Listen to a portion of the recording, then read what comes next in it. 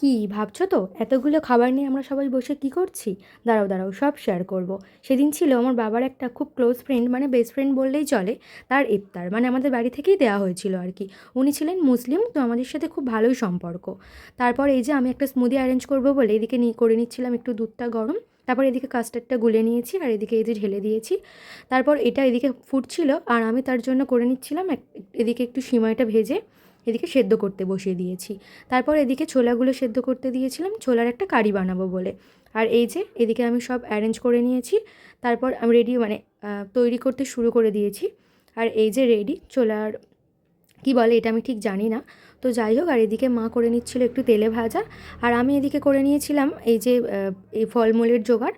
তারপর এদিকে বানিয়ে নিয়েছিলাম কোল্ড ড্রিঙ্কগুলো আর এদিকে আমি তারপর সবাইকে সার্ভ করছিলাম, সবাইকে দিচ্ছিলাম আর কি। তারপরে এই যে এটা ছিল লেবু জল। তারপরে সবাই মিলে বসে খাচ্ছিলাম আমরা। আর এই যে স্মুদিটাকে ওকে বলেছিলাম তুই একটু কমেন্ট কর, তো ও এই কমেন্টটা করলো যে খুব ভালো হয়েছে। তারপর এদিকে আমি একটু খেয়ে নিচ্ছিলাম। আর এই যে বাবার রিভিউটা এই যে তোমরা একটু খাবারটা শোনো। খেলাম, আমার মেয়ে তৈরি করেছে, দুর্দান্ত হয়েছে। খুব তারপরে এই যে ও বসে দেখছিল, ওর মনটা খারাপ হয়ে গেছে কারণ ওখানে যা যা খাবার ছিল ওকে তো দেওয়া যাবে না। তো নেক্সট ভিডিওর জন্য সাবস্ক্রাইব করো, বাই।